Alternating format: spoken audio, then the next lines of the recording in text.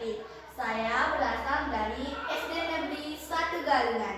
Di sini saya akan menceritakan dongeng yang berjudul Malin Kundang. Bagaimana ceritanya? Saksikan di sini ya. Pada zaman dahulu, hiduplah seorang janda bersama seorang anak laki-lakinya di perkampungan Pantai Air Manis, Padang, Sumatera Barat. Perempuan itu bernama Mande Rubaya, sedangkan anak laki-lakinya bernama Malin Kundang. Sejak kanak-kanak, ayahanda Malin Kundang sudah meninggal dunia, dan Malin Kundang pun menjadi anak yatim yang tinggal bersama ibunya. Ketika dia beranjak dewasa, Malin Kundang hendak mengubah nasibnya menjadi orang besar. Ia meminta restu sang ibu untuk merantau ke negeri seberang. Pucuk dicinta, pulang pun tiba. Sebuah kapal besar berlabuh di pantai Air Manis. Kedatangan kapal tersebut mengukuh hati Malin Kundang untuk merantau. Bu, saya ingin mencari kerja, merantau pergi orang, kata Malin dengan diri. Belum tentu setahun sekali ada kapal besar merapat di pantai ini. Saya akan mencari kerja agar nasib kita berubah dan terbebas dari kemiskinan. Meski dengan berat hati, akhirnya sang ibu pun mengizinkan anaknya untuk merantau. Hari berganti bulan, bulan pun berganti tahun. Malin Kundang telah pergi meninggalkan kampungnya tanpa pernah memberi kabar kepada ibunya. Hingga pada suatu waktu, sebuah kapal besar berlabuh di pantai Air Manis. Melihat hal itu, Mande Rubaya ikut berdesak mendekati kapal tersebut.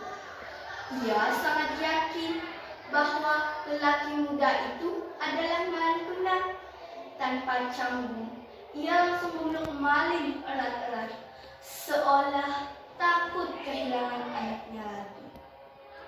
Lalu Mande Rubaya menyapa Malin dengan suara serak karena menahan tangis bahagia. Malin, anakku, mengapa engkau pergi begitu lama tanpa pernah memberi kabar kepada ibu? Malin terpana karena ia tidak percaya bahwa wanita tua itu adalah ibunya.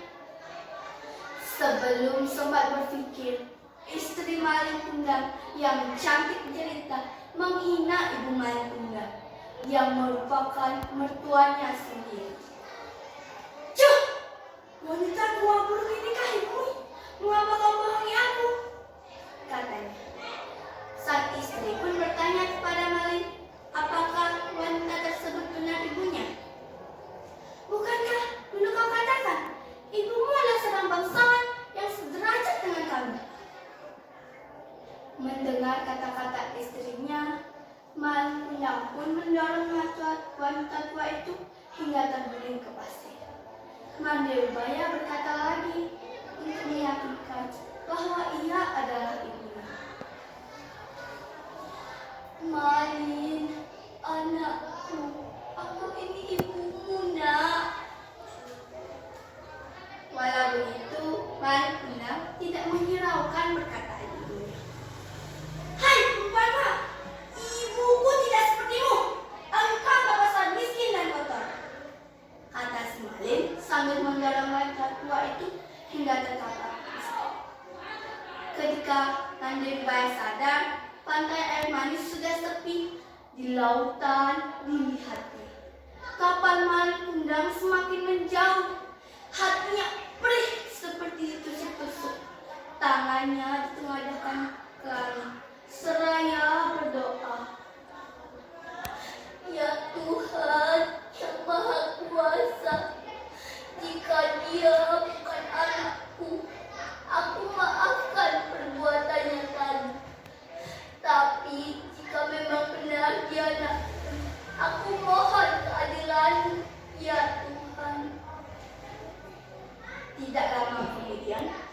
Cuaca di tengah laut yang tadinya cerah mendadak berubah menjadi gelap. Entah bagaimana awalnya, tiba-tiba datanglah badai besar menghantam kapal Nantuya.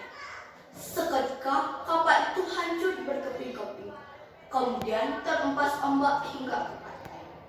Keesokan harinya, di kaki bukit, nampaklah sebongkah batu dan nampaklah serpihan kapal yang telah menjadi batu. Itulah kapal Nantuya. Tak jauh dari tempat itu, nampaklah sebongkah batu yang menyerupai tubuh manusia. Konon, itulah tubuh Malikunda anak durhaka yang terkena kutukan ibunya menjadi batu. Di sela-sela batu itu berenang-renang ikan teri, ikan belanak, dan ikan tenggiri. Konon ikan-ikan itu berasal dari serpihan tubuh sang istri. Itulah tadi cerita tentang Malikunda. Pesan dari cerita ini, kita tidak boleh durhaka terhadap orang tua. Sayangilah orang tuamu agar hidup kita menjadi bahagia. Sekian, terima kasih.